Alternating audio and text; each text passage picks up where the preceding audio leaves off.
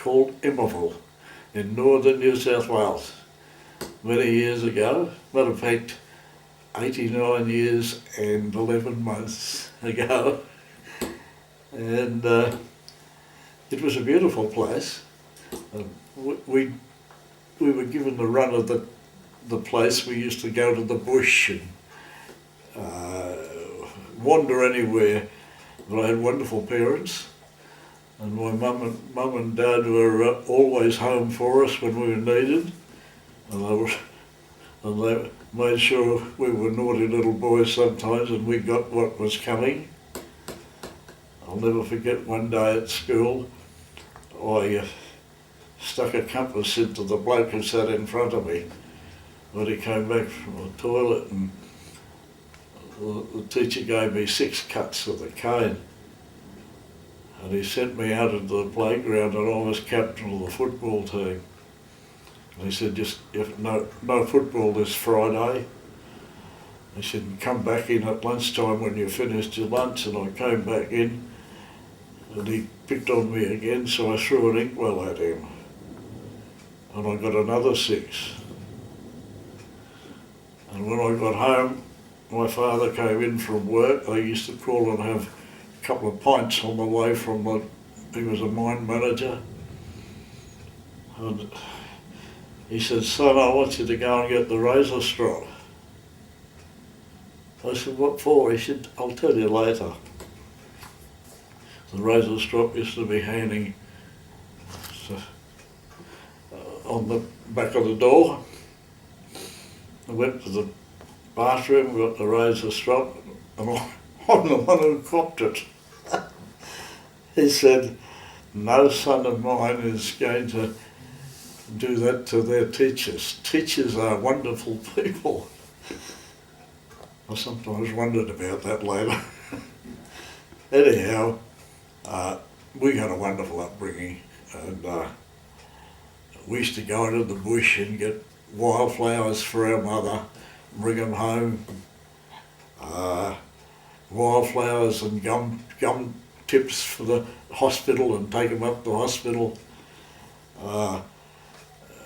We did anything we liked, and sometimes we'd get castor oil because there were a few houses where people had left, and they had fruit trees there, and they're probably half ripe fruit. We'd eat them and end up with castor oil.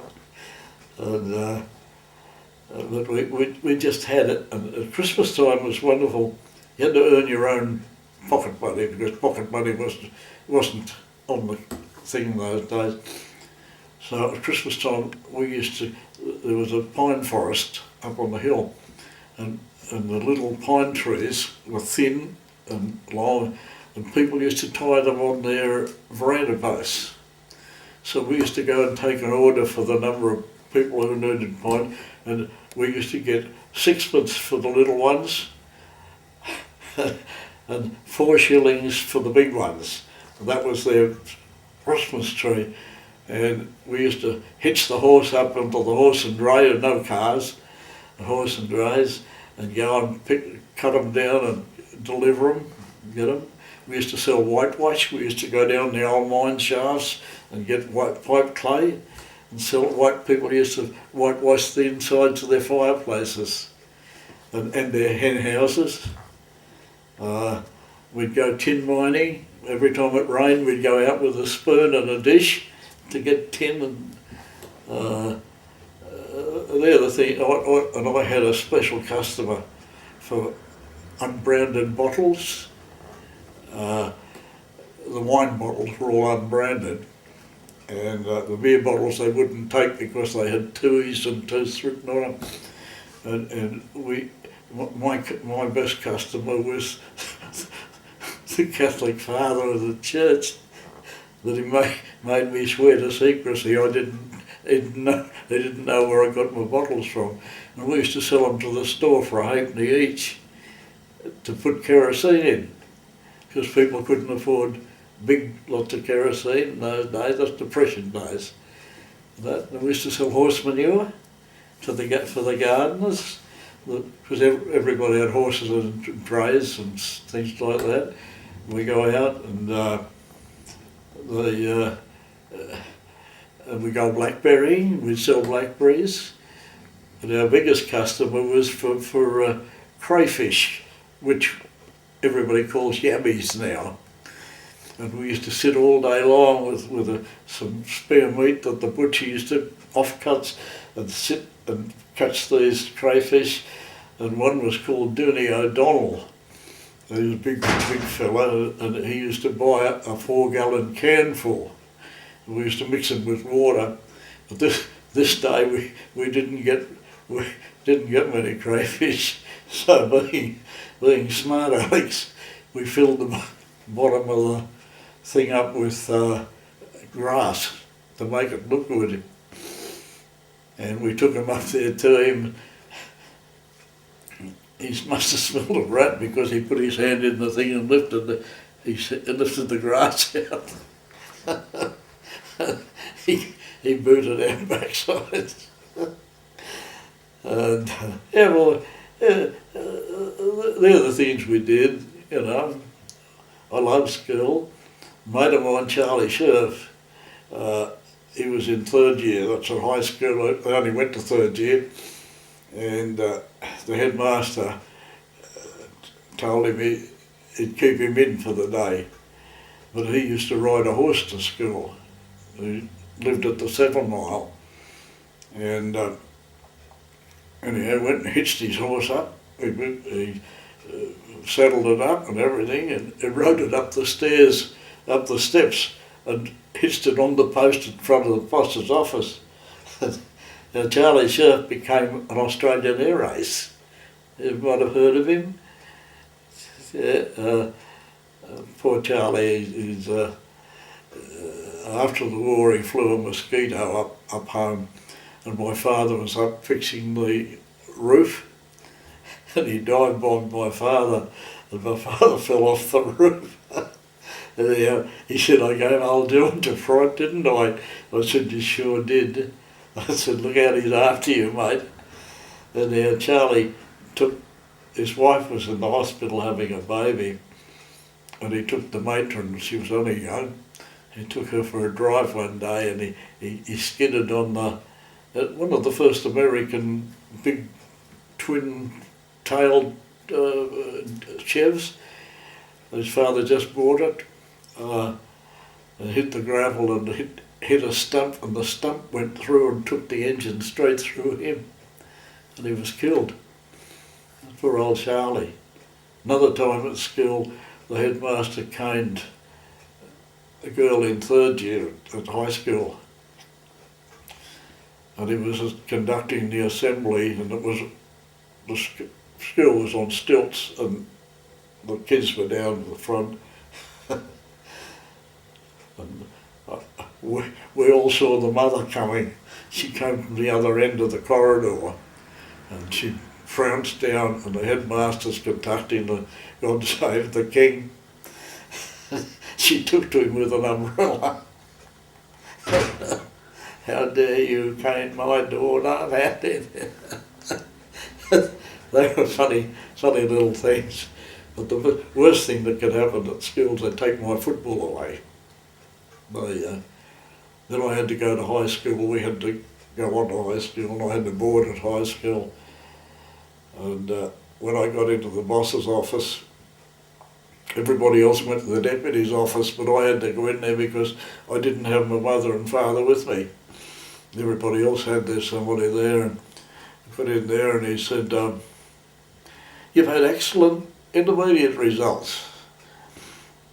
Well, I'm sad to tell you this, but your top mark, you topped the state in physiology. That's a girl subject. Out.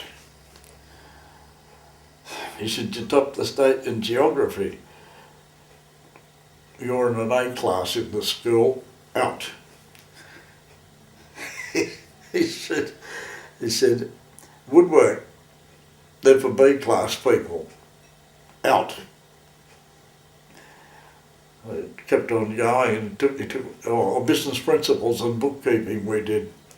He said, that's for commercial subjects. He said, you're in an A class in this school.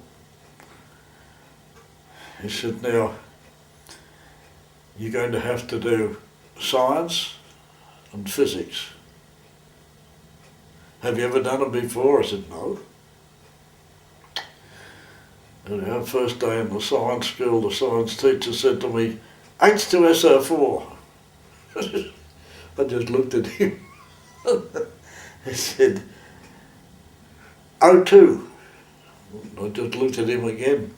He said, son, haven't you ever done chemistry before? I said, no. He said, geez, you're going to have a hard time at this school. He said, you're going to have to do 5 years work in 2. Anyhow, I made it. I made it. But when I was in fifth year doing my leaving, a captain from the Navy came to the school, and the headmaster recommended me to be interviewed. And he interviewed me. He said, I think you'll make a good naval officer. He said, now we have intakes coming in for paymaster midshipman. See, I taught the state in business principles. He said, and that'll be just the thing for you. So when I finished my leaving, I came to Sydney on my own and was interviewed at Edgecliff Naval Station. Well, I was a smart cookie. I'd been in. I wasn't a bushwhacker like they thought I was. I realised at the first interview what was happening. If you weren't an admiral's son or a captain's son or somebody like that, you didn't get into the officer's school in the Navy. So I woke up to that pretty smartly. And I was given a scholarship at Amalgamated Wireless in Ashfield. I tried out for Western Suburbs Magpie football team, and the coach, I think his name was George Green there at the time. He said, where are you staying? I said, Bondi Junction. He said, you're out of district, son. He said, you can't join Western Suburbs. He said, you'll have to join Canterbury. I said, I don't want to join Canterbury. So he said, you'll have to. He said, or you can, if you come over here.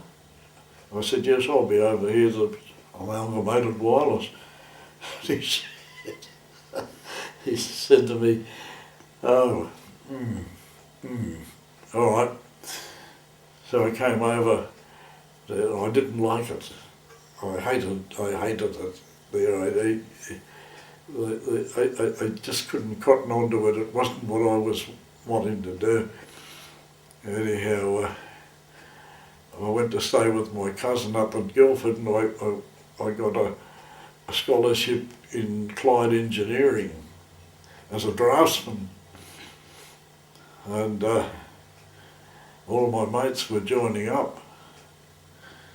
So I turned up at Maryland's recruitment depot with my brother's birth certificate. I was 17. And I had my brother's, he was in the Middle East. He was in the army. And I got in, I got to the showground, and the captain came to me one day and he said, is your name Henry William?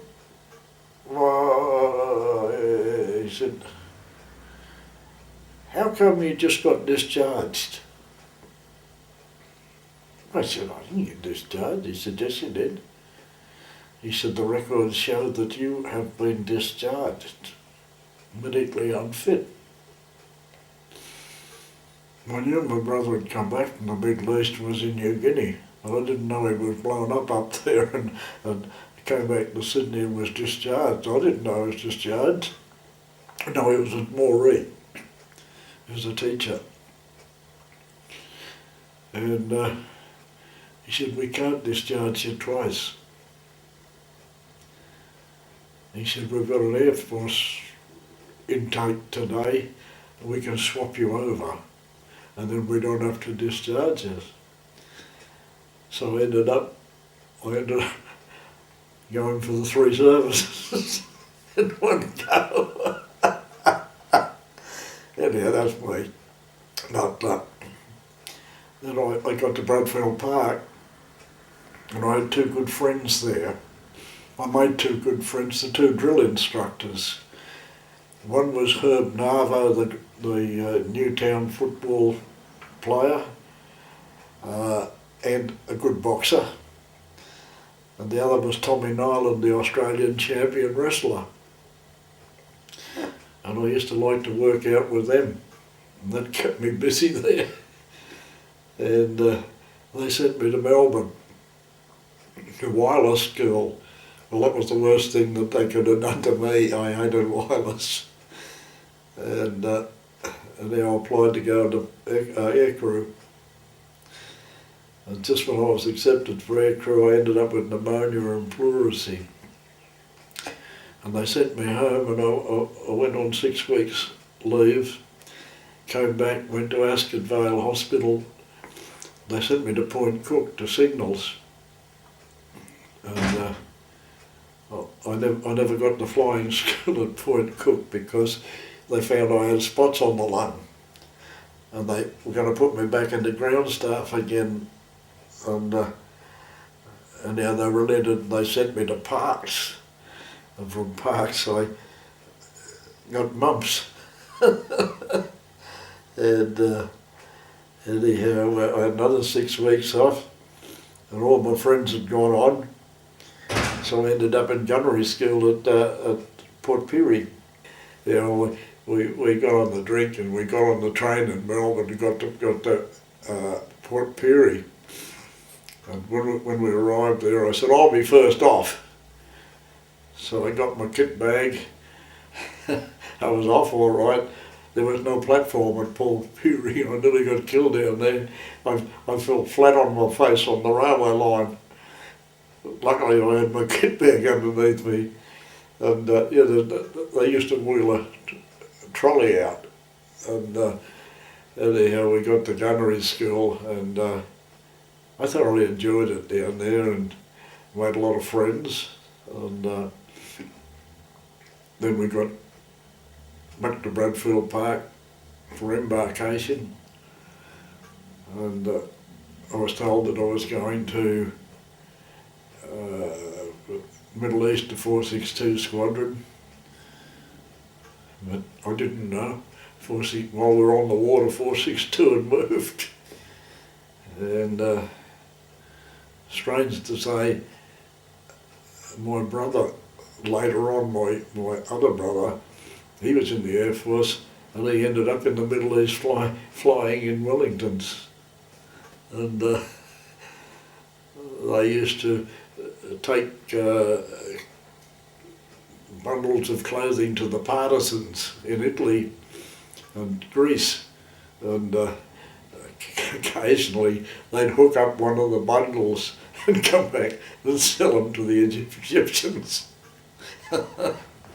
And anyhow, I had a mate in England, and they were on ferry command, and they used to go out to the Middle East and come back, and they used to bring back Jaffa oranges and things in as a load back. But they were a bit smarty too, because you could buy watches, 2 bob a dozen. There were Swiss watches out in there that they were floating around everywhere. If you went in to get a haircut in South Africa, for instance, you could buy a watch while you were having a haircut. There were shipments that had gone astray. Anyhow, this mate of mine, they got smart. They used to get Jaffa oranges, but they used to put cotton wool in the top and fill the thing up, the tea boxes with watches, and flog them in the pubs in England. Oh yeah, there was a method in their madness. Anyhow, we went to, from there we went to Lichfield. I never concentrated there. When we were coming into land all the time, I was fascinated by the beauty of the English countryside. I used to wander a little bit, and I used to take leave.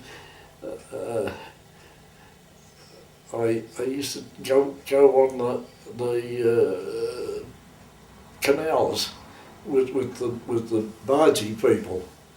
It was very interesting. They lived on their barges, and I used to go there. I was at a place called Rickall, and that's next door to a place called Selby. And I didn't know that my great-grandfather was born in Selby, but I didn't know at the time. I never worried about who was born where. I never ever met my great-grandfather anyhow. But I believe he came out with Ben Boyd to Australia.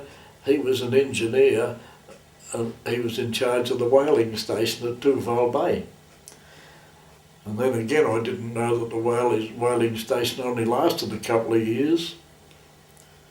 But if I'd have been there, I'd have looked up the records to find out where he really came from.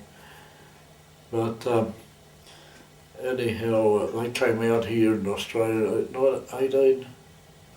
Oh, he sent for his wife. She came from Northumberland, and she came to Australia in a ship called the Armidale, and they arrived the morning after the what's the one with the big anchor out at the heads, the one that floundered. Dunbar. Nobody was saved. Dunbar. The Dunbar. Mm. And my mother always wanted to go and see the anchor of the Dunbar. I didn't know why. But they saw the flotsam and jetsam as they came into the harbour. And they could never find out when my grandfather got pension age, they could never find out his birth certificate. So it turned out that he was born on the ship coming out here. And she had 11 kids. And he was number 12.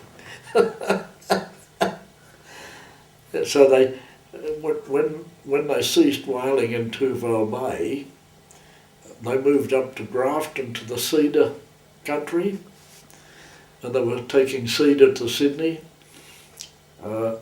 He liked it up there, so they stayed, and they became the ferry masters up there.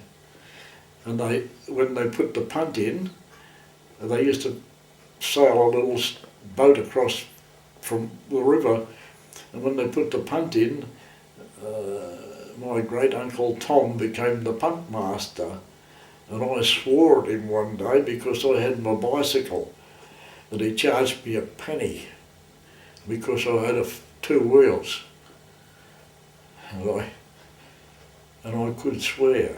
My grandmother used to wash my mouth out with chilies. She had red chilies and green chilies. I don't know which ones were the hottest, because every time I swore, because I used to go up with the men on the mine, and that's where you learn a good language.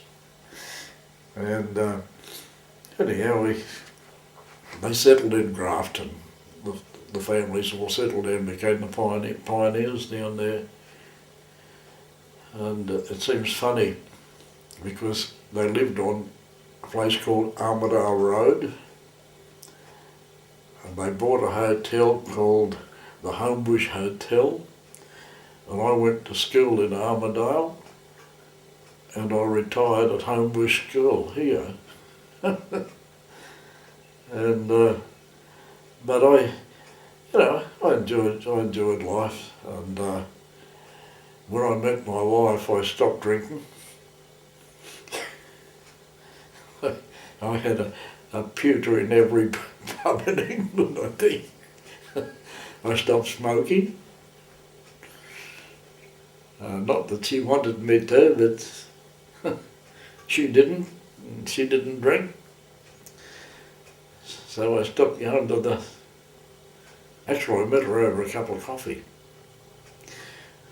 she was in the NAAFI. She was the secretary of the head buyer for the NAAFI, who looked after 6 million troops, fed them. And they had this dance, and I ended up in the dance to please my mate. And I got to the stage through the night and I said to him, "Don't you dare move in on that girl over there, mate, she's mine." And that's where it started.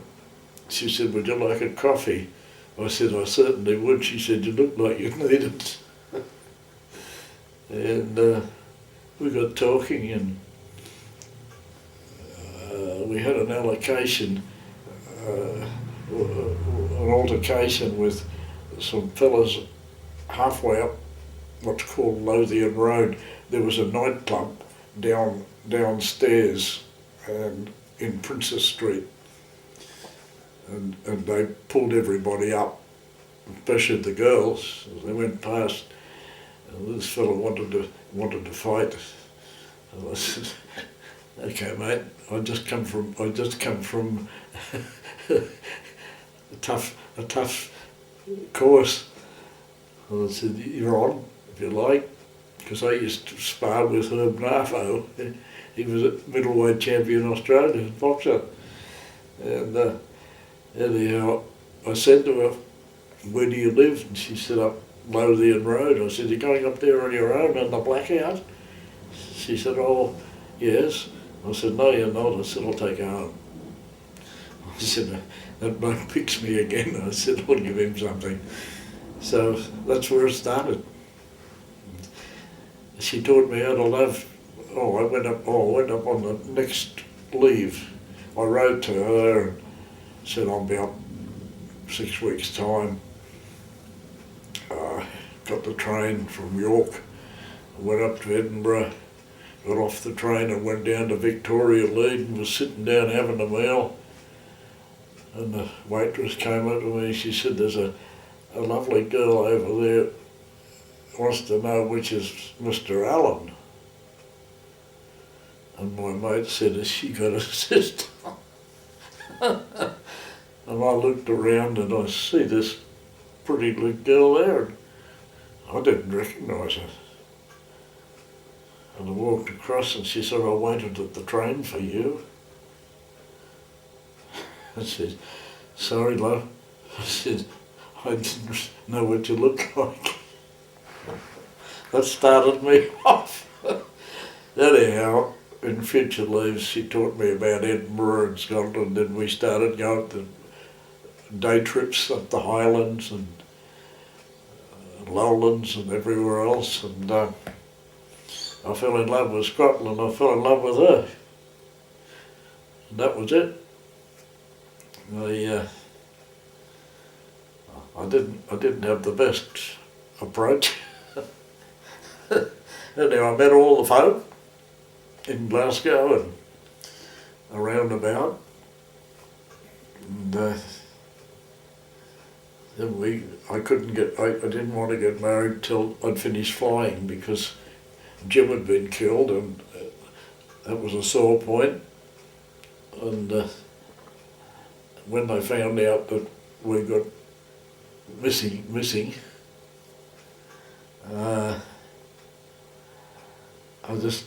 but I enjoyed my stay. We had a few hairy ones. The worst one was Sturkrada.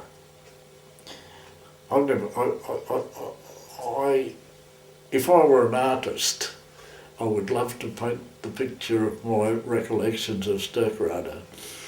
It was an oil where they made synthetic oil out of coal, and they protected it with. There weren't any fighters around, and we knew something was afoot. But as soon as we entered the precinct, the flak was absolutely black. The sky was covered in it, and all you'd see was a part of parachutes going out this way and parachutes going out that way. And the thing that struck me more than anything when they hit a plane is that the dinghies inflated, and they floated past along with the parachutes, these orange dinghies, you know, floating past. And I sang out to Pat.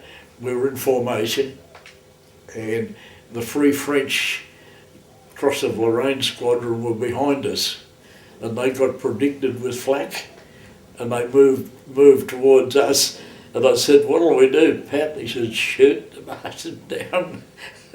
He said, "We don't want to get the flak up here." Anyhow, it was, and I spoke to Ted Eagleton after it. He said, "That's the toughest one I've been through." And then we got our next trip was to wipe that town out. They killed 800 of our troops. The Yanks did. There was a mistake there. They'd moved overnight, I think, and the markers were in the wrong place. But anyhow, we had to go and obliterate the town, which we did. I think it was 600. 600 bombers went out. We shifted that place. We moved the foundations a bit. Another one we went on to was Worms, where they signed all their diets and that in those old days, and that was a wipeout. That was the only wipeout I can remember that they said wipe it off the face of the earth. They sent in high explosives first, the first wave. Second wave went in incendiaries. Next wave went in with high explosives. Next wave incendiaries, and we could see the miles. See the fires 150 miles away on the way back. I could see them because I was looking that way. And then we saw. One night I was twixt in between. I was going to shoot it and I didn't know what to do. We had mosquitoes as colour. And this one looked like a mosquito, but I didn't think it was a mosquito. It turned out later it was a Junkers 88, and it was getting ready to come underneath because they had upward firing guns. I should have shut it down when I saw it, but I didn't know whether it was one of ours or not because it was a pitch black night.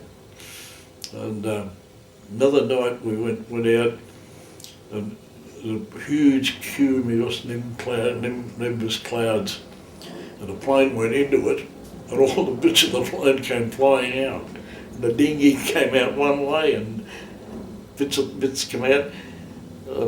I spoke to the Met man when we got back, and he said, "Yeah," he said, "there's about 100 mile an hour currents in those big clouds." He said it probably pulled it apart, you know.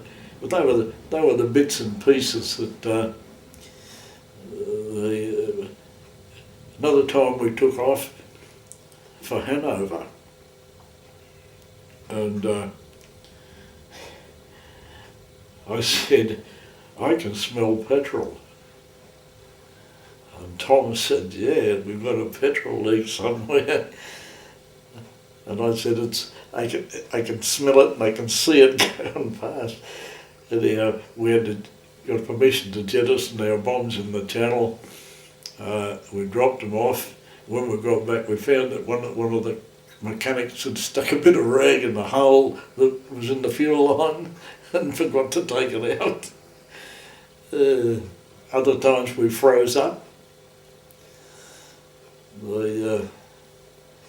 The other one, we went to Walcheren, the Walcheren Islands up near Holland, and our job was to break the dikes and flood the Germans out, because after the second front, the Americans weren't coming the other way. They were going up round Scotland and down, and while they were coming down, these gunboats used to come out from the Walcheren Islands. And the idea was to flood the islands and flush them out.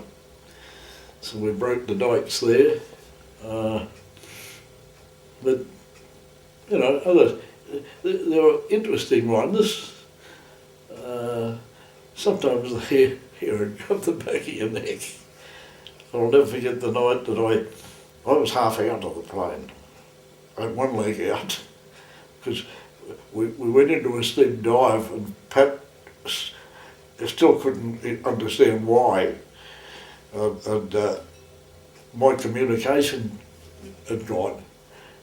And I thought it was a bit hairy to start with, so I said, I'm off. And if I'd have got off, I think my harness would have come out done too. I've kept that bit of flack for all this time. Another time we had about 40 holes in us, just as, you know, like pepper and salt. But I think the CO came back one night and he had 3 or 4 incendiaries stuck in his wings. We used to have good mess parties. we had to give our excess money from the mess to the British Society. So we used to deal with that. So we used to send the cooks out to the farms and they'd get a couple of chooks here and a couple of turkeys there, and we'd have a real beano sometimes.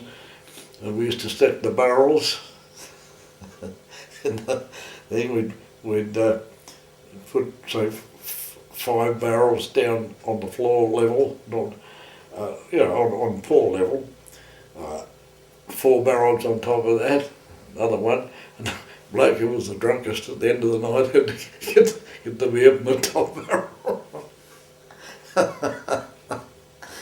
Oh yeah, yeah, and they.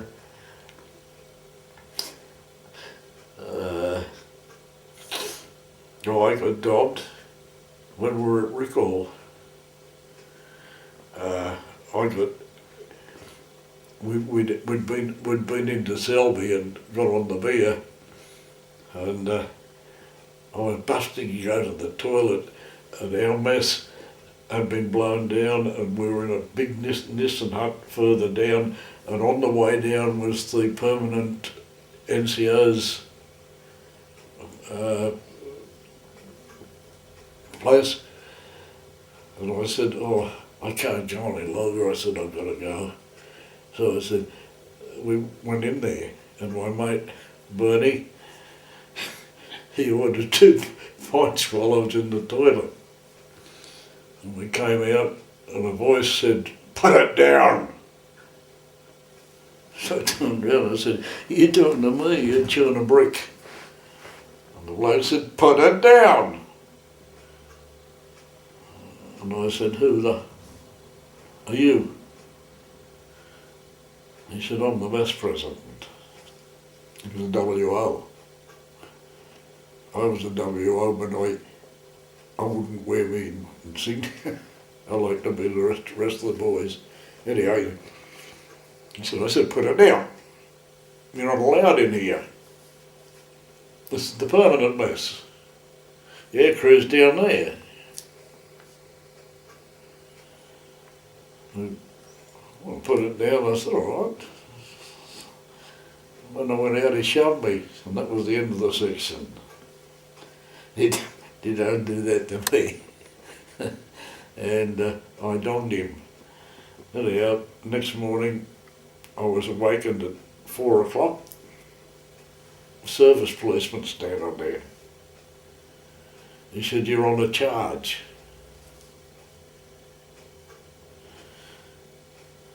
I said, who are you? He said, don't question me. He said, you're on charge. He said, report to the CO's office at 9 o'clock. Sign this. I said, sign it yourself. Anyhow, that was all right. Got up to the CO's office, and there was this WO there too, and CO's giving me the once around. He said, you came 12,000 miles to fight the Germans, and you're fighting yourselves. I said, he started it. He said, you hit a superior. I said, he's not my superior. I said, all I wanted to do was go to the toilet. I said, my mate ordered a beer. I said, I didn't knock him back. That was all right, and away he went there, and as I went out, he patted me on the backside, this mate. I said, you'll keep, mate. A couple of weeks later, we were in the pub in Selby, and he was pointing me out, and I said, that fella over there, he's having me on somewhere along the line. And my mate said, yeah, I heard him. He said, I put it into this bloke over there, and he said, what? I said, okay, I went to the toilet. And he ended up with his head in the bowl. I said, now tell you, see how about that one. And that's a little, you know, just a little fun that you have. But another night, we were the only, we had a mess party on. Now, the AOC from 4 group captain, he was there with bandages around his head, and I said to somebody, what happened to him? He said, oh, he's fiddling with somebody else's missus. Yeah. Another bloke said, oh no, he got shot up. But they were having their mess party, and we were the only blokes out. We had to go on a nickel raid, throwing that. Tom had to poke it down the tube. We were the only flying ones out, and and we got back, and the party was in full swing. And I was like serving at the bar, said, what do you have? I said, I have half a pint. And he gave me half a pint of whiskey. The night was over, I was doing a dance on the billiard table. Another time we were snowed in for some time, and we just went and ordered so many crates of beer and put it down in front of the fireplace, played poker. You had to amuse yourself. Yeah, it's but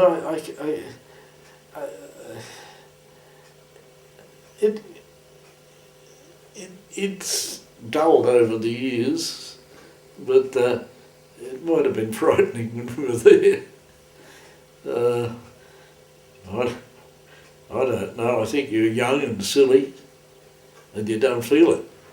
One other night, what's his name? Not George Brockenshire. Oh, he was a little bloke like me. Yeah, we came back and there was a big pond in Driffield, and it'd been iced over. He said, I'll go for a skate. He went for a skate, all right. We used to go to Bridlington for leave, Scarborough.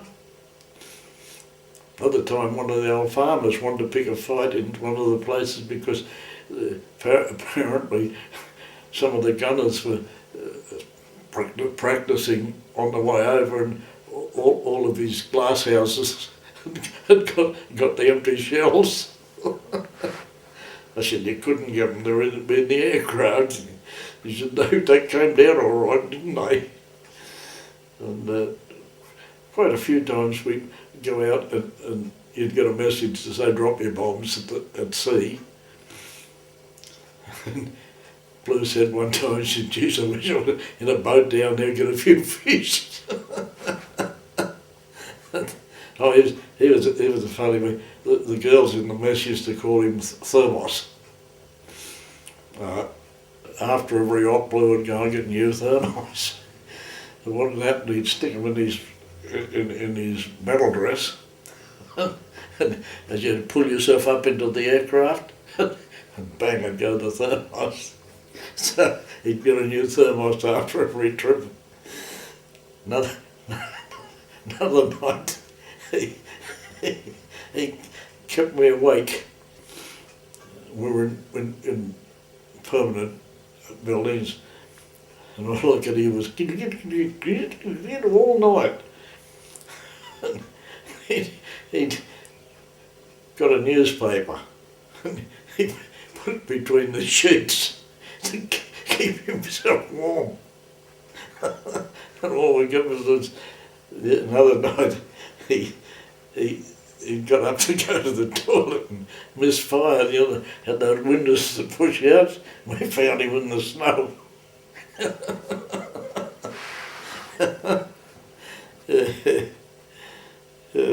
Very good. But you amused yourself. The night we got back after the whiskey and whatnot, a wife came up to me the next day and she said, you owe me you owe me some coupons. I said, some coupons? What do you mean coupons? She said, I need new stockings. I said, what do you do with that? She said, if you don't remember, don't tell anybody.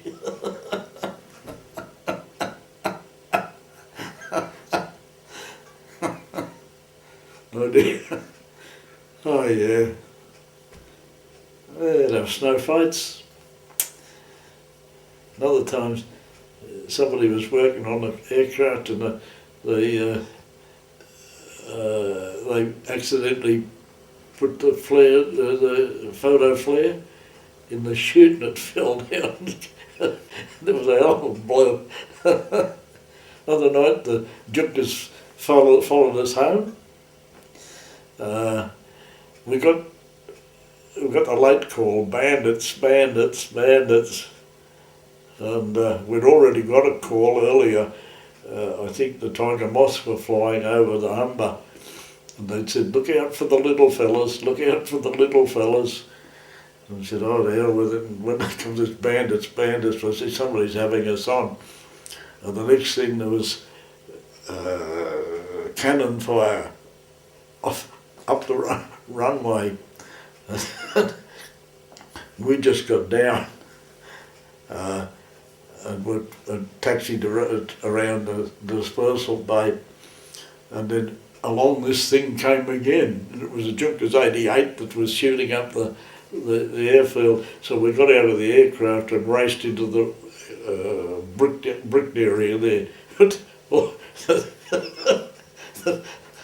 the ground staff have been using it as a lavatory.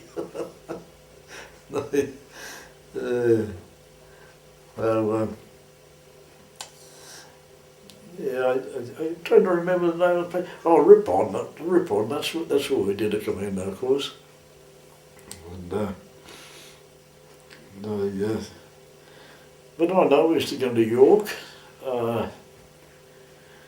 Another night we Blue and I stayed out in the early hours of the morning.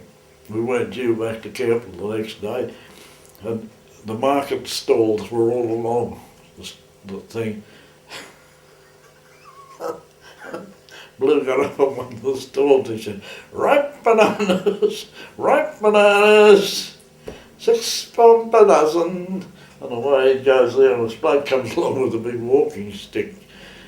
He comes along and he said, tut, tut, tut, right? He was the Bishop of York. He invited us home for breakfast. Yeah.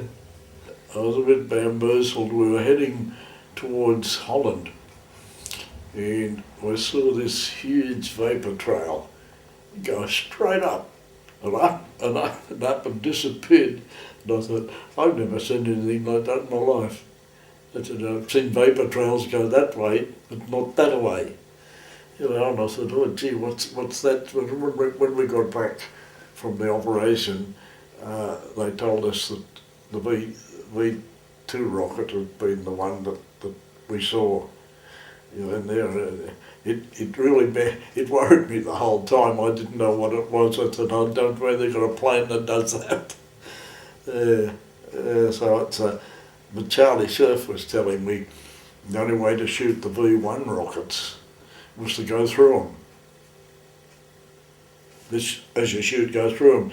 Don't try and veer off because you'll get the flak off them. So, yeah, Charlie,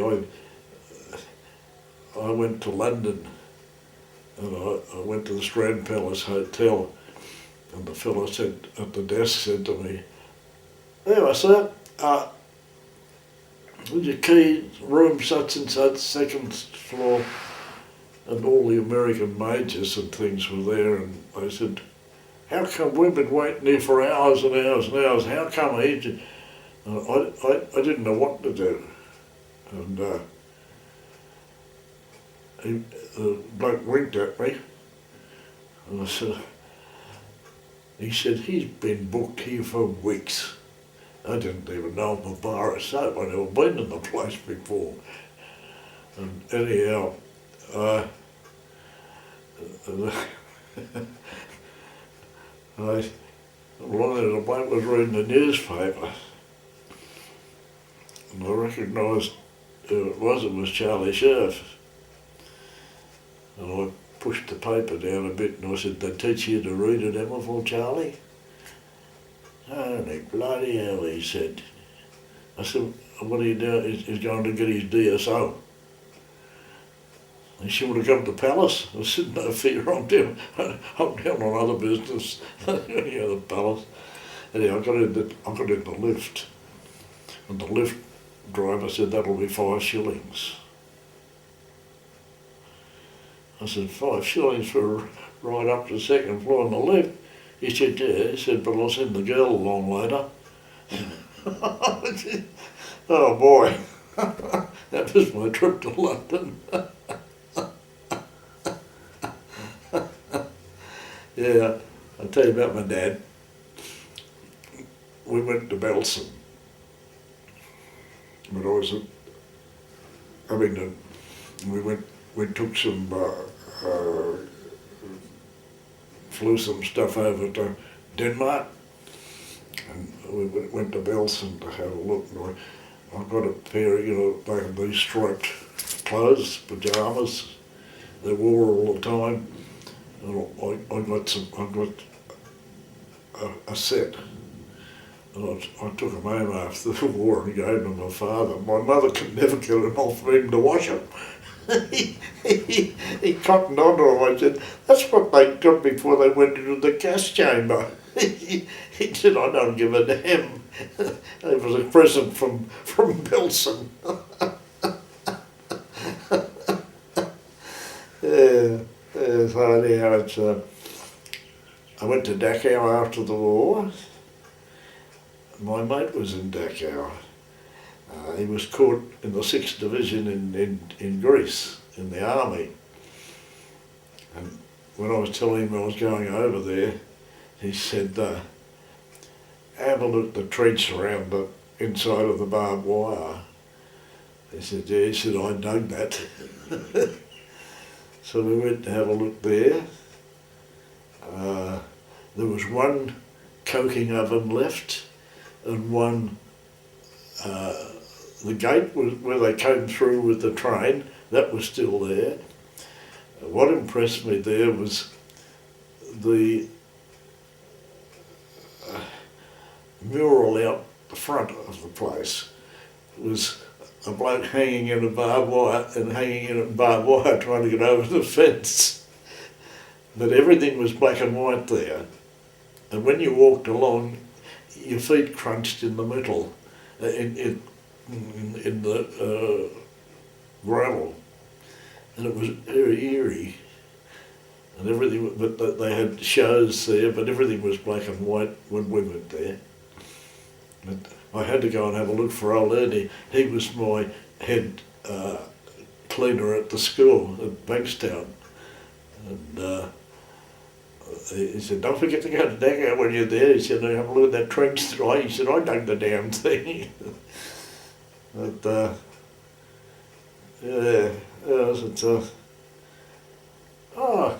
plenty of lively things happened. I often think back at the funny things. There are some funny things that happened. Bill, can you tell us about the Italian POWs you mentioned? Hmm? The Italian POWs. The Italian POWs? Oh, when I was at Abingdon, I lived out, and I used to go along a big oak avenue. On either side there were stone walls, and then these beautiful oak trees, and I used to go out every morning. And the CO called me in one morning. Oh, he sent the WAAF duty officer to get me. I said, "What have I done wrong now?" She said, "Nothing, he just wants to talk to you." Anyhow, I got in there and he said, "What have you got that I haven't got?"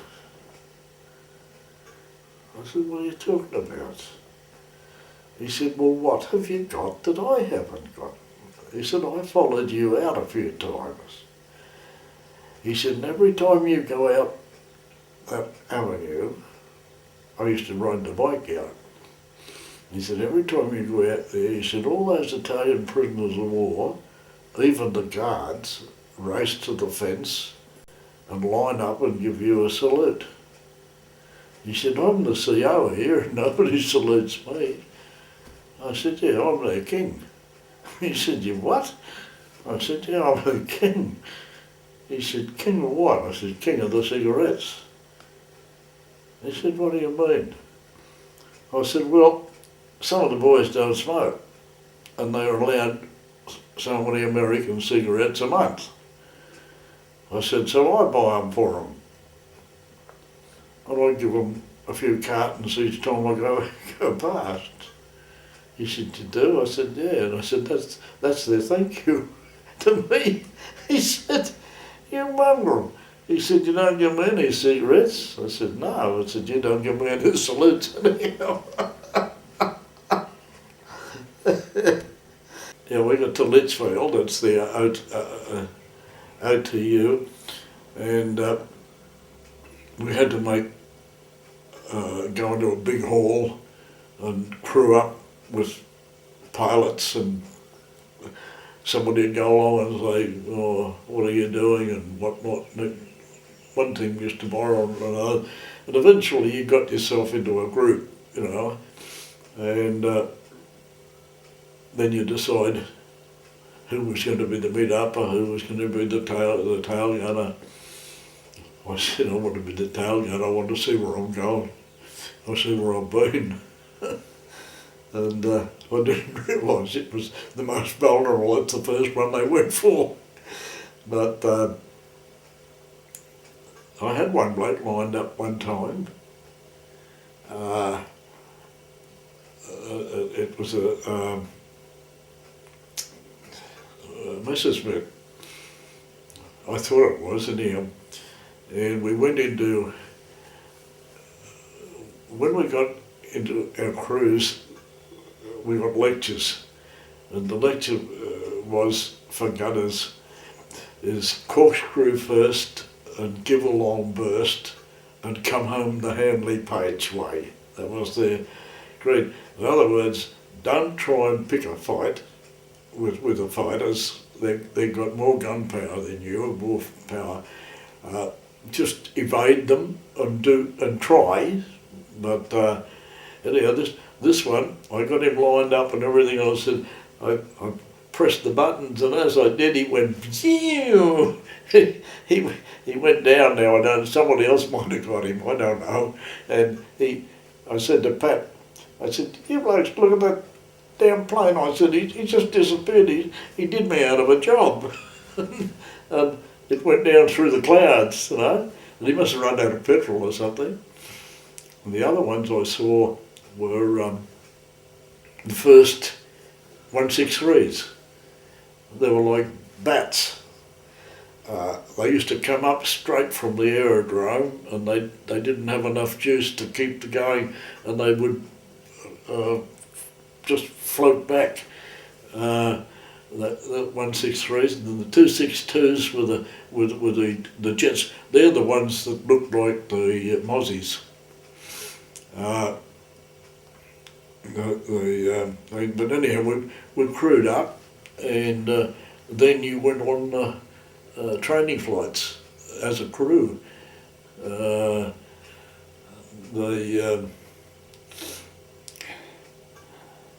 It was. You sort of got together more than anything else. You went out together probably and had a few drinks and a few more. And generally going on your training flights, they were all in Wellingtons. And then you had to go to recall, which was the conversion one where you converted from single. That's one of the reasons why I didn't want to go to Pathfinders, because we'd got so used to the Halifaxes that we didn't like the idea of changing. We'd had to go on and do the Lancaster drill all over again. And we were busting to get into the job.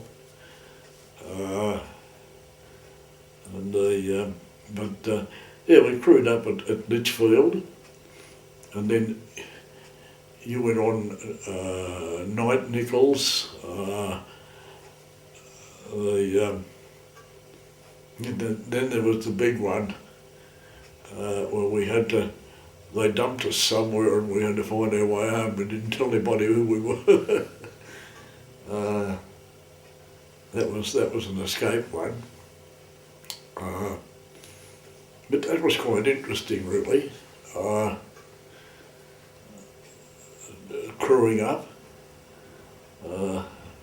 We got a good lot of blokes. They were good at their job, and I had a young fella, Titch Elliott, and they kicked him out later on because he stuttered, and if he got excited, and they reckoned that if he'd give the wrong instructions or something like that. So yeah, they remastered him, but to see whether you fitted into that, and you swapped over your job with the rear mid upper rear. When I went from Johnny Five Ash's time as a spare, you had to keep quiet about it, because if they'd have found out, boo, and then the CO got up and gave a talk, and somebody put their hand up, and he said, "Any questions?" And he said, you can't complain about a job till you've done it. He said, now, this bloke put his hand up, he said, but what happens if you don't get back? And complain. And he looked at him and he said, look son, he said, there'll be somebody there to take your place. He floored him. He said, there'll always be somebody there to take your places. But that's, but the Met man, he'd come on and they'd start a bit of shy acting and say, why was he born so beautiful? Why was he born at all? He'd say to me, 10/10's cloud, and somebody said, there won't be a cloud in the damn sky. The Met man, he was the mystery man of the place. But the briefings, they were interesting. You walk in there and they'd have them covered. And then they pull it out in the red line. And oh, Jesus, not again. A few moans and groans. The debriefing after the thing was another one. Well, that's like we had to land an American drone down the south of England, a place called Applebridge. And we've been debriefed. Now, when we were there, I met two people. I met Joe Louis, the world champion boxer. He was giving in exhibitions around the American camps. And Clark Gable, he was a major in the Air Force, in the 8th Air Force. And this major was debriefing us. And now where was it? It was the Roar of 1010's Cloud, and we were warned that they had red crosses on everything around the place to make it look like but they were really war vehicles, you know, and they were near schools. Gilson-Kirkin. No, Wuppertal. Anyhow, we came down below the cloud level. We're about 3,000 feet. Clear. And when we were being briefed at this, we couldn't get back home again because we'd run out of juice. And this major was debriefing us, and he said, and what height did you fly? We said 3,000 feet. He said, bullshit. He said, and what was your bomb load? 8,000 pounds. Bullshit. Yeah, that's all it was. I said, we were going to the mess to get something to eat, and in the rubbish bin was Queensland pineapple tins. I said, the mongrels, I'll bullshit him. I said, I'll fix him up. I said, fancy, they're eating our tucker. And all we've got baked beans and toast. I said, I'll give them this. Anyhow, we went into town and we had no money. So we saw a light underneath the garage door, and we knocked on the thing, and the bloke came out and he's almost crying. He said, I didn't know. I said, no, we just want to know if we can borrow some money. he thought we got him for the blackout. Anyhow, we just insisted we left our watches, and he gave us some money. And we went back later on and claimed our watches back again. Monty forget. Anyhow, we met a couple of girls there at the dance hall, and we decided to walk them home. They wanted to change shoes. Because we were in the mood. I was walking in high heel shoes and she was walking in the flying boots. They're the silly things you do when you haven't got a bike. Yeah, we have to check them. And then when we went out to sea, when we got out from the land, we used to check them again to see whether they were firing or whether they weren't, to see whether they were operating up, down and across and whatnot. I never found anything wrong with that at any time, and the armourists were pretty good. It was it felt a bit crammed at times. Now, I used to worry about the parachute, because your parachute, you didn't have it on, you just had it beside you. And I thought, geez, I mightn't be able to grab that in time. And then at one stage, I swung around very quickly, and the door opened, and the a blast from hell came up. It was cold. It was really cold. The coldest night I've ever had. I'm fighting to try and pull it together again, you know. And then you got a feeling sometimes what happens if the damn thing falls off, if the bolts come undone.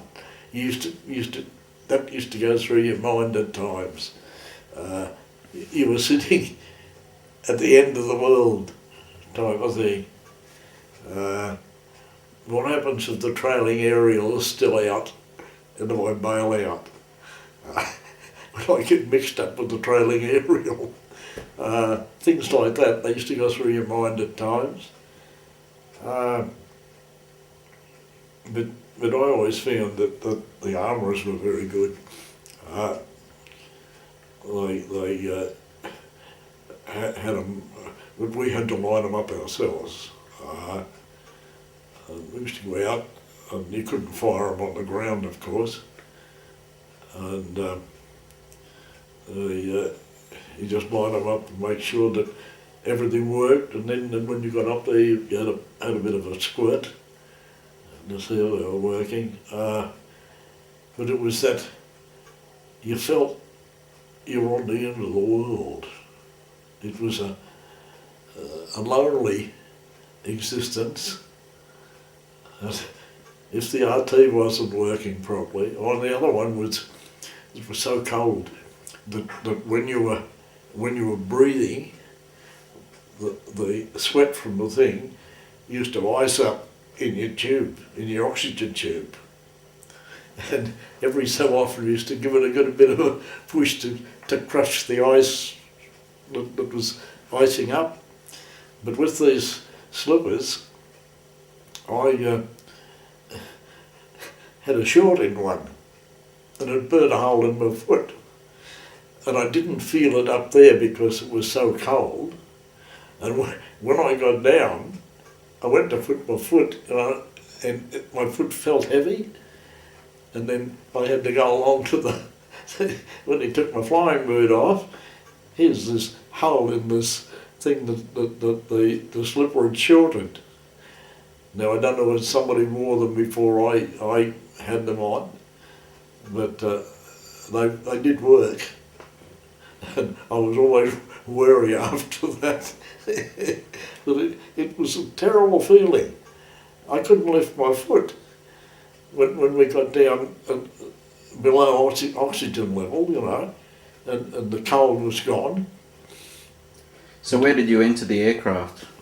On a mission, where did you enter the aircraft? We used to get in the front, as I say, and the Blue used to swing himself up and his thermos used to come down. You swing yourself up through the nose, then you crawl along the spar and get to where you were going. So you crawled along? It had two sliding doors, yeah. You know, that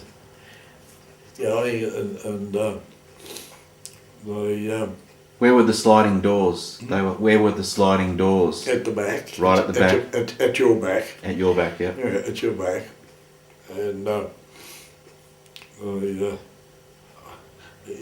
sometimes I thought, what happens if that perspex goes? It'd be cold, you know. But apart from that, you didn't feel it. But you always had that in the back of your mind, if the perspex went. Actually, the boys used to like the perspex to go because they used to collect it. And they used to make badges out of it. They made beautiful badges out of it. I've got one still here now, I think somewhere. I'll have a look in a second. I've got a pair of wings. What they used to do is get a radiator and heat it, put it in a vise and put a badge at the back, clamp it, and the badge went into the moulded into the perspex. Then they'd paint the mould inside and then smooth it off with sandpaper. They made all sorts of badges out of it. I made one for my wife, and of a pair of wings, and because that was an easy one to impress. Yeah, that was common. Everybody said perspex. And, yeah, it was easy to mould when it was small. What was what was the visibility like? What was the visibility like? The visibility perfect. Okay. Perfect. I've never had any fogging up of the perspex, and you've got about 180 degrees. The only one that you had to worry about was that boat that got underneath you with the upward firing gun. They only came later. And then they had remote controls. They came later. That started to worry me, because it'll worry me now. More now than ever. But no, they functioned very well. I used to feel a bit inadequate because they had cannon and we only had 303s. But the idea of that was the 4 guns in the rear, your spatter was bigger, but their cannons were only in 2s.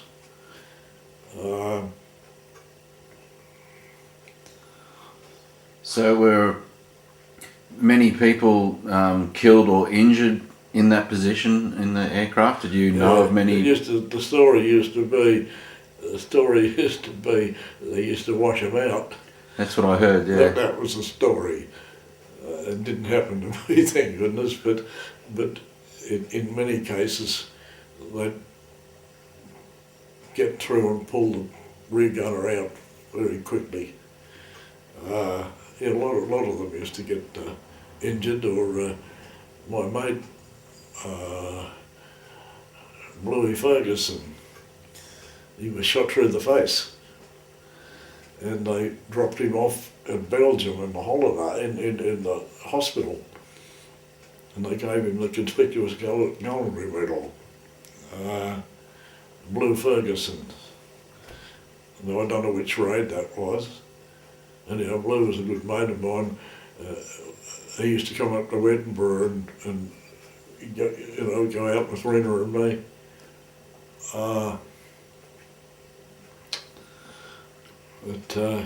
And they were hydraulically operated, were they? Can you take us through the controls to operate the rear gun, as in with the hydraulics? Yeah. They operated up, down, round. When you swung your turret, you got your side on one, and for the up and down one, you got. They used to worry about that. I used to worry about the hydraulics. They were only on with one bolt. Was there a lever, was there, that you worked to get them to turn? Yeah. And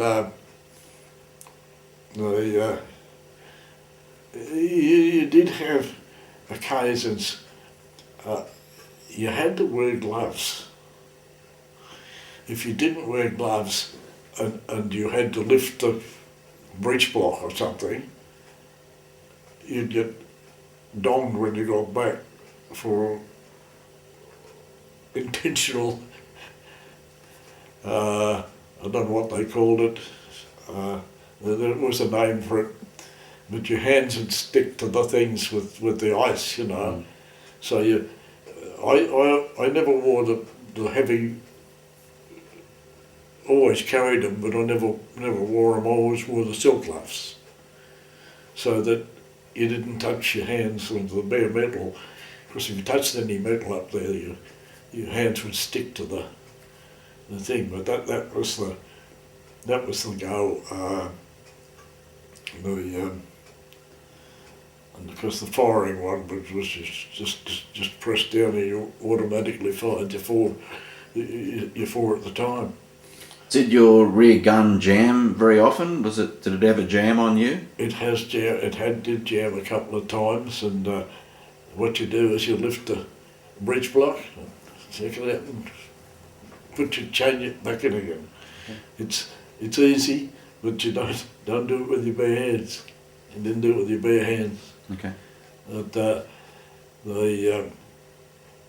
that was probably because they were belted wrong or something like that. But there was a canister, and they were folded into the canister, and just, but that was the idea behind the idea behind it was that you had a bigger spatter. Yeah. With 4 guns than the other fellows only had with their 2 cannons. But the 2 cannons made a bigger hole. Yeah. And what were the instructions to you if you had to bail out? Do you just rotated it? Yeah, you rotate your turret, open the doors, and just fall out. Okay. Was that difficult to do? Would that have been difficult No. to do? Yes. Don't want to. You practice that manoeuvre, did you, at all, or? Yeah. Yeah. Yeah. You'd have to get your turret around so that your doors were facing outwards, and I had one leg out.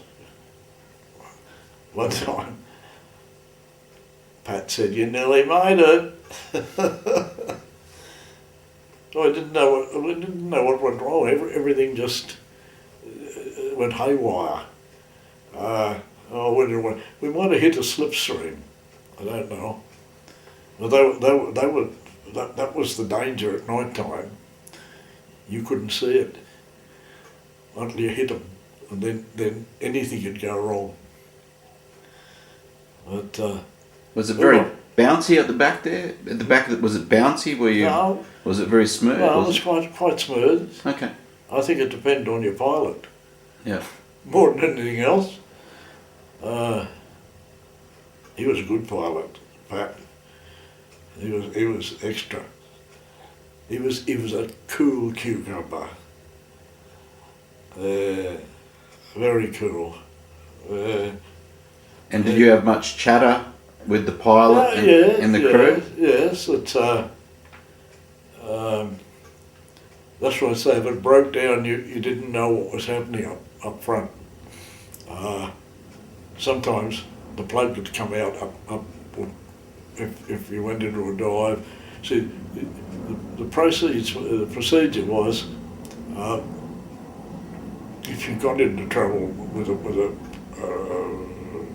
fighter on your tail, you corkscrewed. The corkscrew was you dived 1,000 feet to the left or the port and 1,000 feet to the right to the starboard. You corkscrewed like that when you went down, and then you pulled out. That was the evasive to evade. Get him. He couldn't follow you through the corkscrew. That's what they'd said, that they'd corkscrew first and give a long burst and come home the Hanley Page way. That was the usual. How many times would you have done that manoeuvre?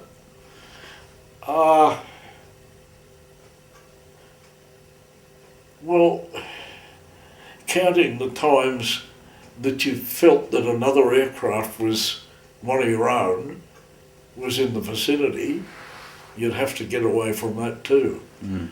But you had to have the first thing was to go port first, because that was the rule. That everybody went port first and then starboard. The instructions to the pilot was corkscrew port go, and that was he followed the pattern from then on. So Bill, sometimes did you have to yell that out if you saw something? Yes, it's because you're seeing something he can't. And somebody coming in from the side or from behind, the underneath ones, the ones that worried me, they started putting cannon, upward firing cannon, and they just sneak in underneath and many a time you'd see it explode. You wouldn't know that it was going to, but you'd see it explode. I think the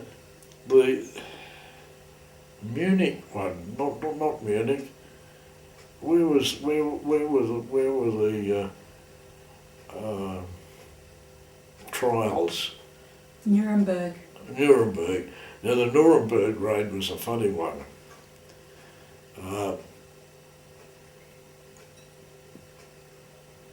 I think the official figures was about 16 or something, but it was 96.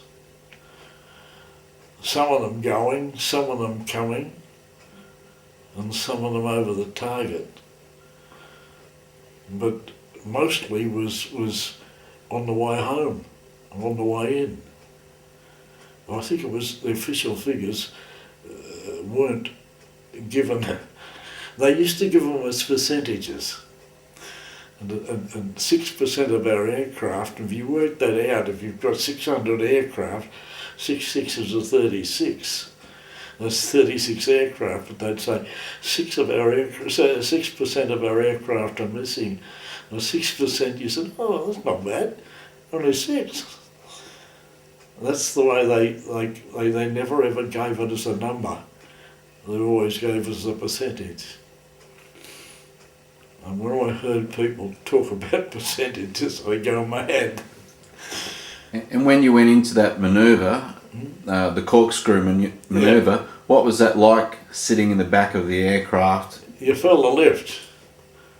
You felt a lift when you first went down. Then you felt a bit of a jolt when you got the turn at the bottom. When you go corkscrew to your port and corkscrew to your starboard.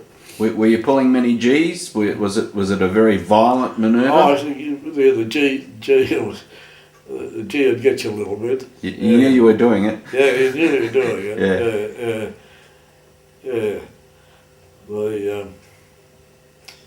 As I said to Ray one time, I said, you got your G box there, tell us how much you've...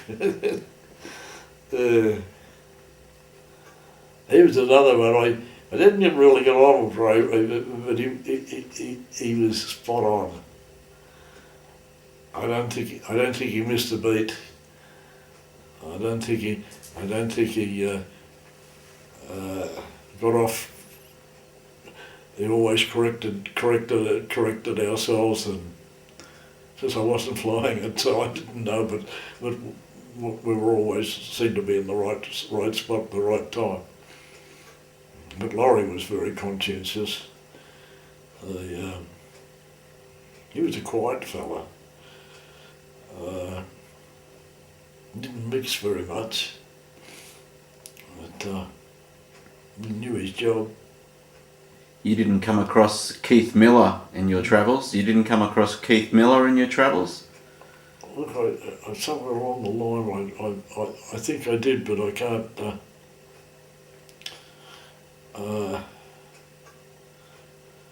That's the cricketer. Yes, Yeah. yes.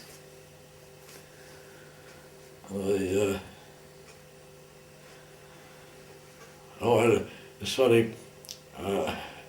There's a bloke on the squadron, a pilot, your father would have known him, Beatty McCosker. Yeah, I've heard of him. Beatty? Yeah. He's dead now, but it's funny enough, when I was relieving, when Rena took the kids home to Scotland for a while, the inspector came to me and said, look, he said, I've got a job for you. I said, what's that?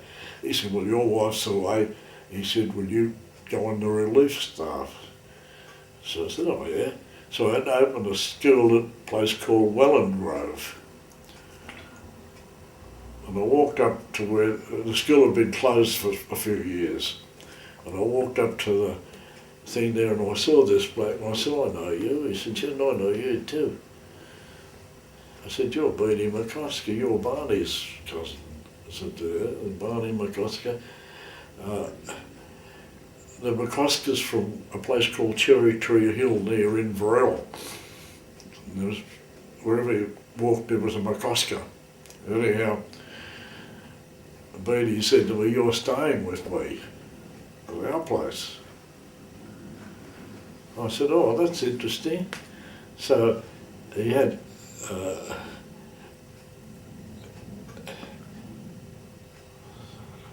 couple of boys. Anyhow, he was married to an English lass. And she was always scratching the bottom. And Beanie said to me, come on, it was Sunday, and he said, today we're going crutching. I said, what's crutching?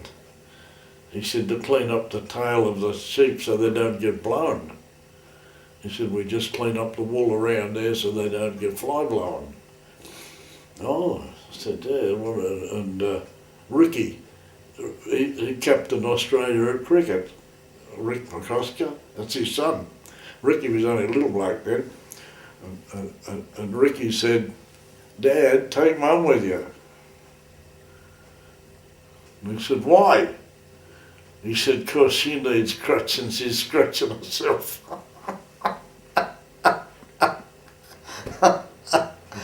Yeah, I stayed with them while I opened the school up, got the school started, and then took off. A permanent teacher came. Yeah, well, and then the other McCoskers at Cherry Tree Hill, I helped them take their wheat off. They used to take it off and bag it and take it into the silos. And they were my McCoskers. But Barney was my best mate. Barney died. We used to meet up at all the, whenever we had a get together. Barney came from Newcastle. And Beattie was up at Welland Grove, and Beattie's cousin was there too at the same time. Yeah, they were the two McCoskers that were on the squadron. You showed us the logbook of Flannery before. Was it Jason? Was it the logbook that you have? Your wife's relative. Yeah. Flannery. Is there any? No, Flanagan. Flanagan. That's it. Flanagan. Can you tell us a little bit about Flanagan? Anything you knew about him? Yes, he flew in some of the worst aircrafts that ever were made. Most of his bailouts were for faults with the aircraft. The worst ones were the Halifax 2s. He hated them. I hated them. I never knew when they were going to fall out of the air. When the Halifax 3s came out, it was like heaven. That's the ones with they changed the engines from Rolls-Royce Merlins to Bristol Hercules. And yeah, Jim used to work at the Postal Service, and then he went into the Air Force, and he was on a couple of squadrons. And most of his bailouts were over England. And because of mechanical faults with the aircraft, or a lot of those twos bit the dust. I didn't like them, and I didn't feel safe in them. But with the threes, they were a different aircraft altogether.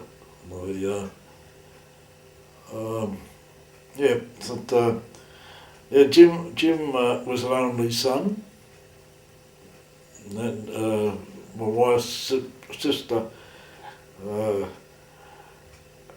she got It's funny, I saw the letter the other day. When he was missing, they took some time before they paid her. She got 5 shillings a week compensation. Then when he was pronounced officially dead, they took it off her. And then they reinstated it again as a pension. But it was bereavement money to start with. I read it the other day on some papers that where the book was. It's curious, funny, but his father was shell-shocked in the First World War. He was a tailor, and he had the shakes. We had them out here. We brought them out here. He died here, and she went up to live at Granville. I think she was living with us for a while, and she went up. She got up one of those pensioner flats, and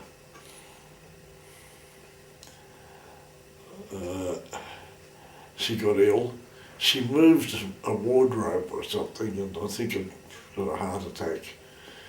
And they took her to the hospital, but she had quite a bit of money saved up in a handbag.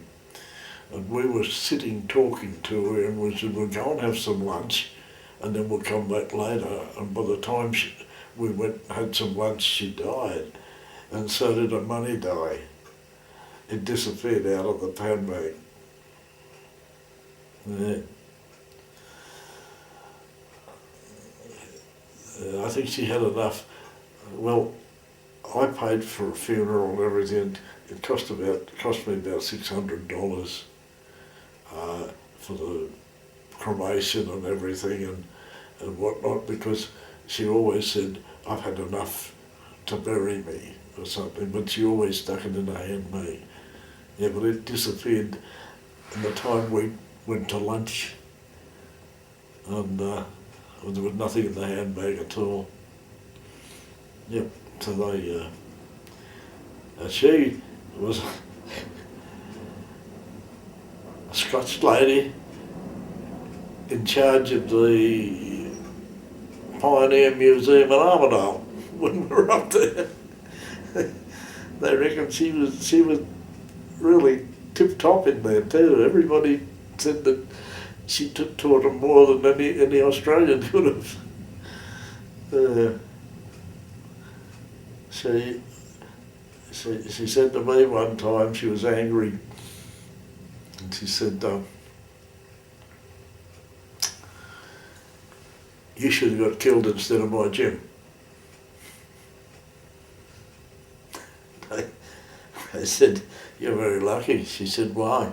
I said, because you go down the front steps on your head and poor old thing. Did you have much to do with Jim at all? No, I didn't have anything to do with him at all. He went 31st of October 1941. Okay. So you met him a few times and knew him? No, I didn't know him. Didn't? Okay. No, yep. I didn't know him. Okay. I didn't know Rena at that stage. Okay. So when did you arrive in the UK, Rob?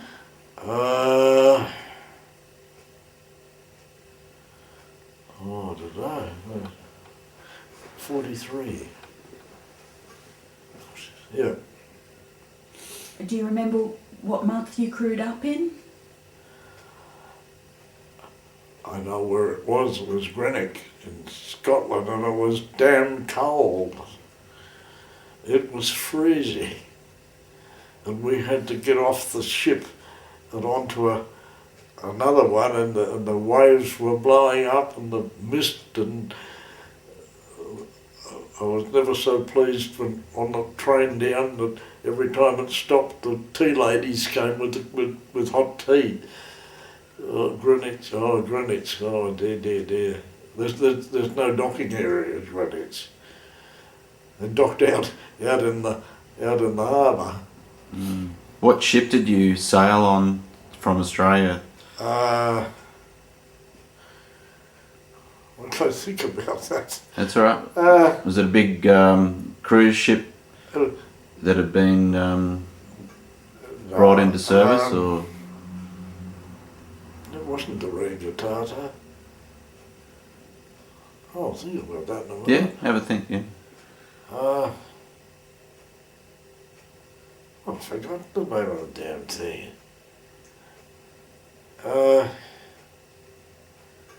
I know the names of the one I came home in the Andes. Okay. We brought the New Zealand prisoners home from Norway.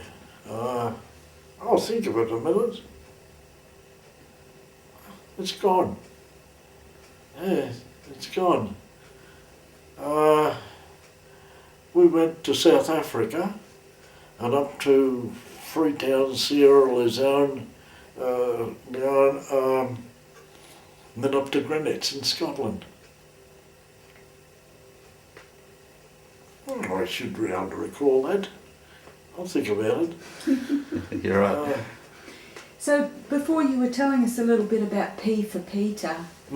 P for Peter? P for Peter. P for Peter was my saviour. We did some work in Q for Queenie. That's the one that's beside P for Peter in there. But we had to wait to get a new one because Keith lost our P for Peter. That's Keith Campbell. Yeah, Keith Campbell. I still see Keith. He'll be there on next Wednesday at the Rowers Club. We go to the Rowers Club on Wednesday. That's good. We went to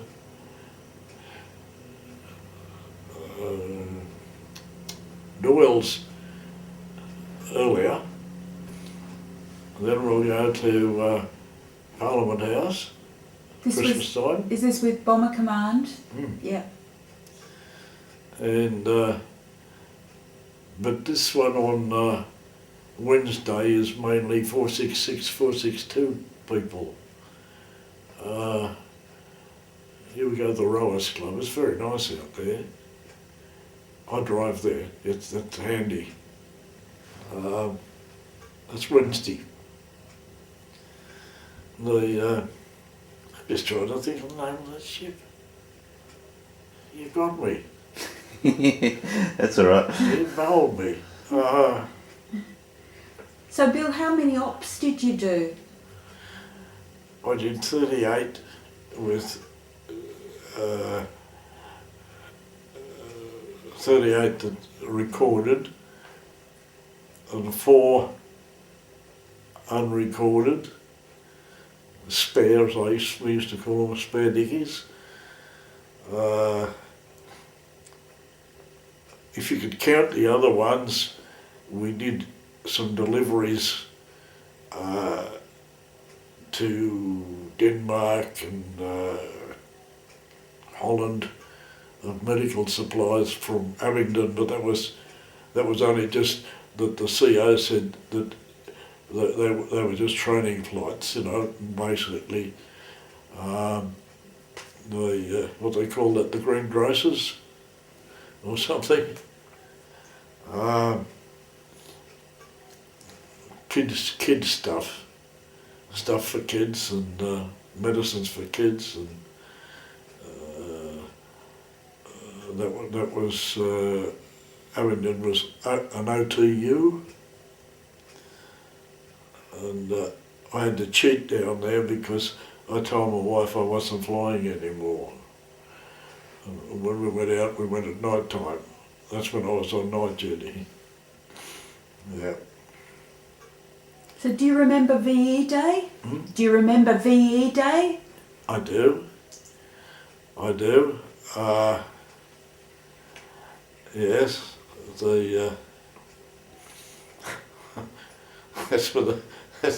That's where the boys raided the thing and got all the rice out of the rice bags and threw it at everybody.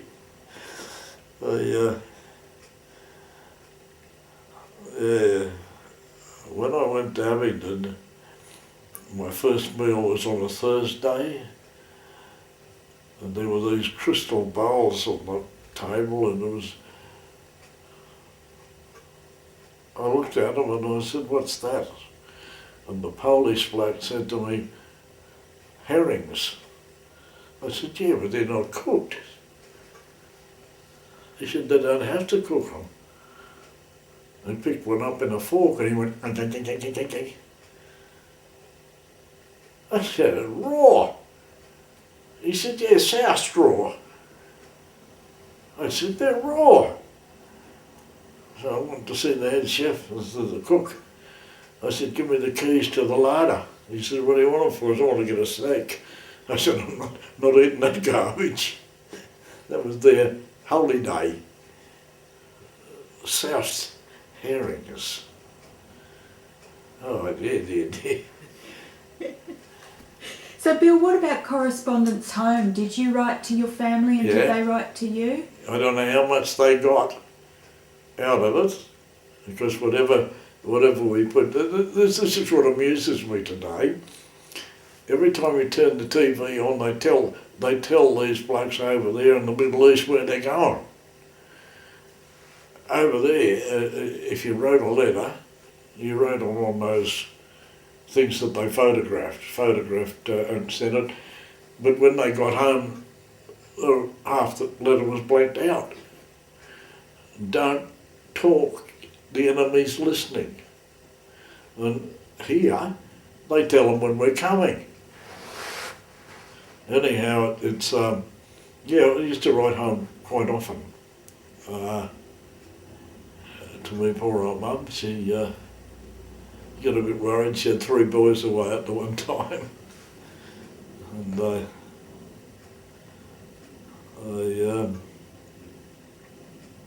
what do they call them? Aerograms or something. V-mails? The V-mails? Yeah. I don't know.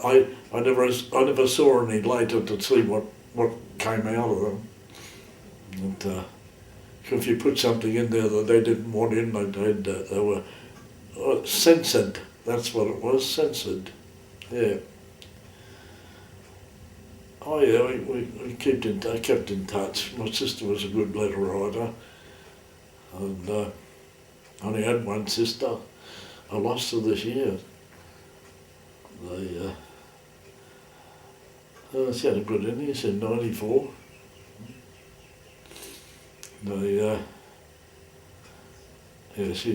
She was lived in Adelaide. They were down there for years. Husband was a lecturer in the university. We used to complain about him sleeping all the time, any time during the day and everything like that. And now I'm asking his forgiveness because that's what I'm doing.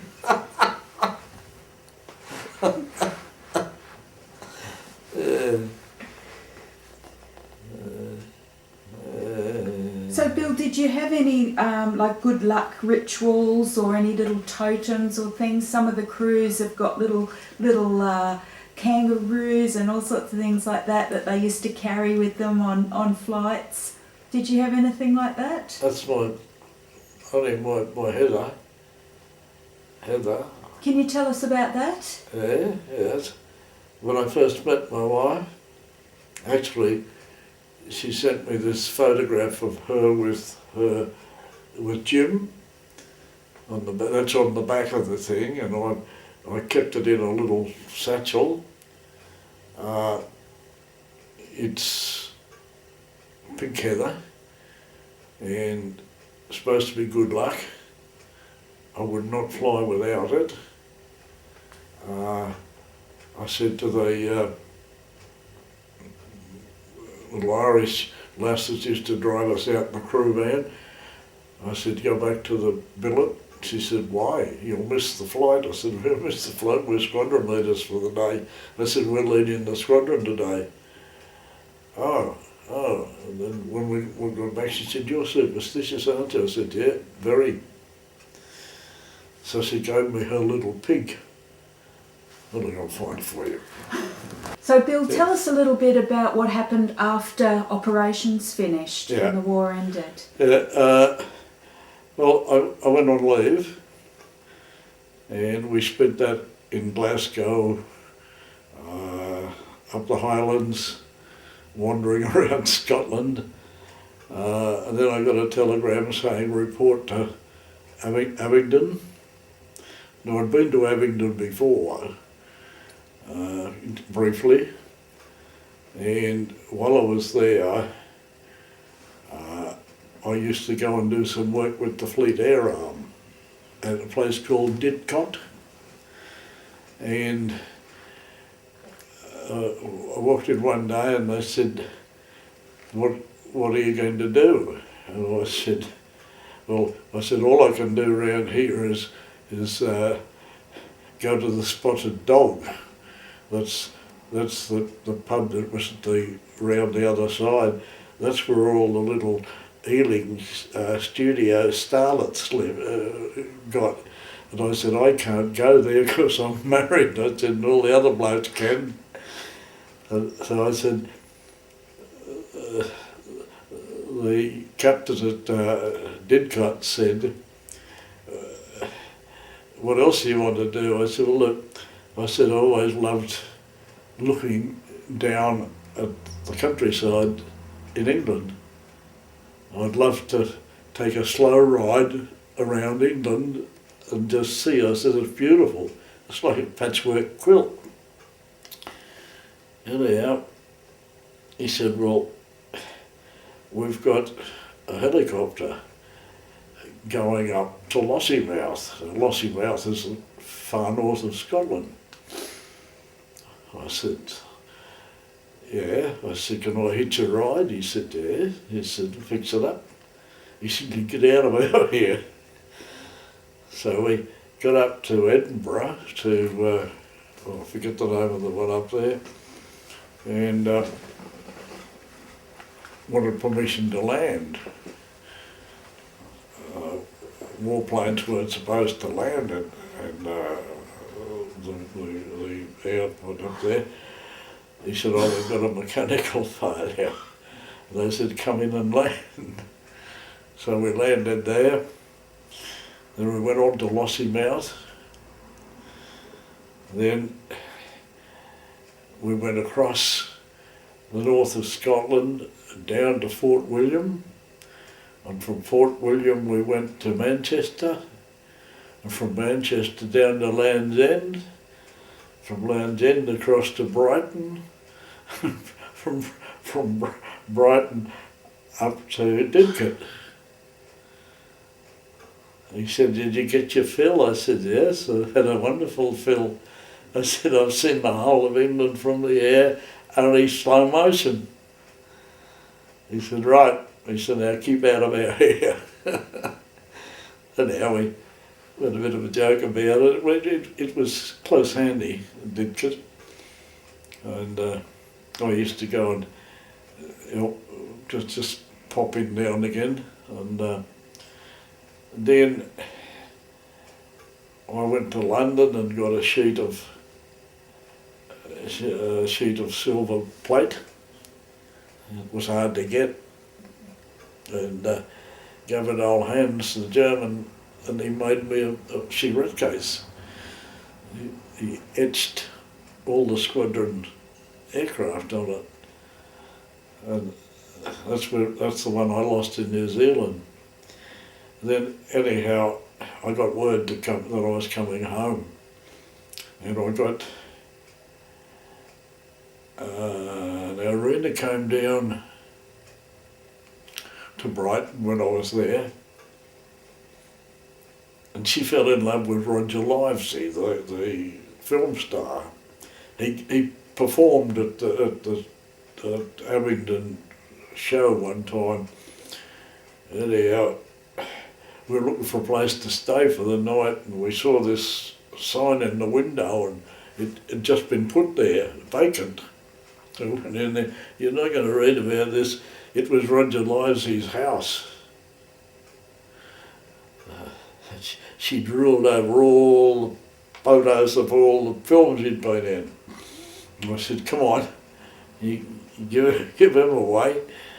Anyhow, I introduced her to some of the boys. Actually, I saw her come down from the railway station. We were going out to have a couple of jugs of beer. Anyhow, I introduced her to, you might have heard of them, Sparrow Chalice and Jack Venning. They were two gunners. The Sparrow later on became a wing commander. He went into stores department, and Jack lost his leg. He went to Queensland somewhere, but they're both dead now. Anyhow, they went on their way, and we went on our way, and I come back. I got to Manchester. From Manchester, we went up to Norway, picked up the prisoners of war, the Kiwis. I'll never forget coming into Wellington Harbour. Oh, we came through Panama, and that's where I lost my camera. And coming into Wellington Harbour. So the Americans took your camera, didn't they? The Americans took your camera? Oh yeah, big, like it's too big to argue with. Anyhow, we got to Wellington Harbour and they put on a party for us, a big party. They rolled back all their carpets in their place and they brought those big fishing baskets in full of crabs and lobsters and prawns and anything you name it. And the High Commissioner got up and he said, well, I always wanted to meet you bloodthirsty Aussies. He said, you're not bloodthirsty anymore, you're bloody thirsty. And that was him. So my mate and I went for a walk down to the wharf. We'd had enough. And I'd never driven a Jeep in my life. But there was a bride sitting in the Jeep. And the other fellow was talking to the two military police, a military bloke. So we sat in beside the bride and we had a talk to her. He said, would you like to go for a run? She said, yes. So we took her for a run around Wellington. When we got back, they arrested us. Anyhow, and that's, we went back to the do. We got our bottle of scotch. And that's when Rollo Smith took all the grog. He nearly went overboard. I mean, we were going to dangle him over the side. But all the way back, we came back unescorted. And you'd see a banana crate floating in the water and everybody thought it was a submarine. But we were commissioned to take over the Bofors guns on the ship to relieve the crew. Anyhow, we got to Sydney and went to Redfield Park, and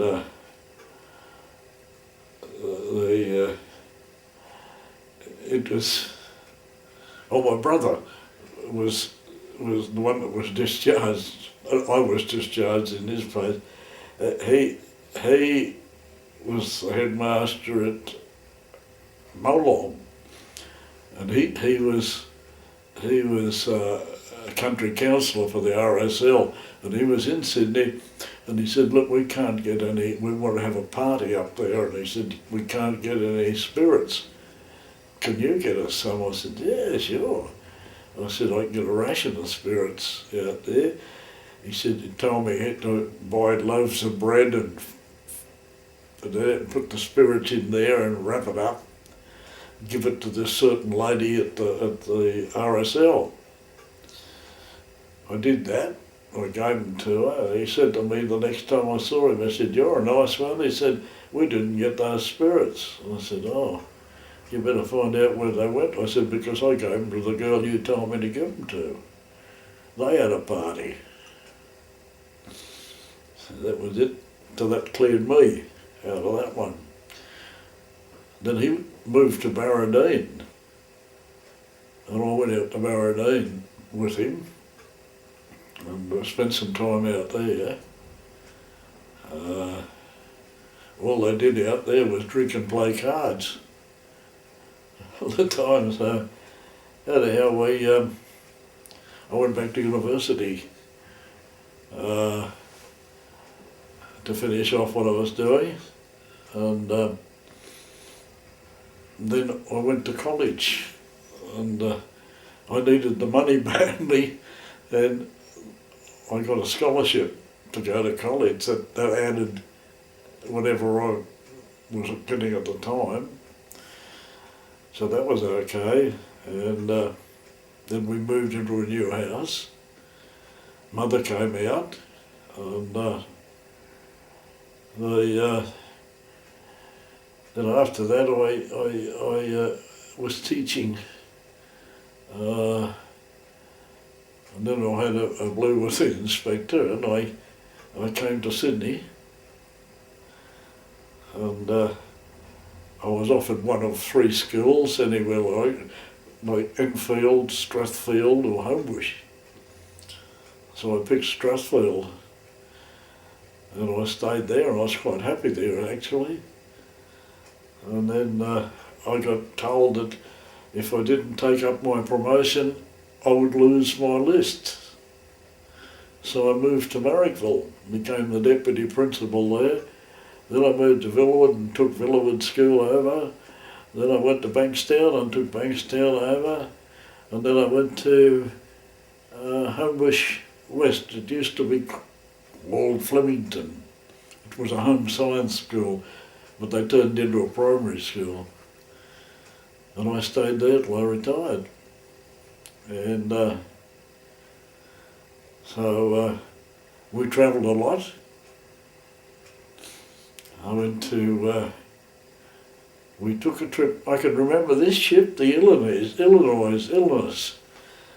Greek ship, cruise ship. We went on the Secura cruise. We went to New Zealand, Tahiti, Mexico, California. We stayed at California for 3 months with the kids. My grandson is the one that's with NASA now. He sat in the back of the car when we were there, and he didn't know who was who. He didn't know. He said, he pointed to me and he said, "Nana? Papa?" And I said, "No, mate, I'll get your hands crossed."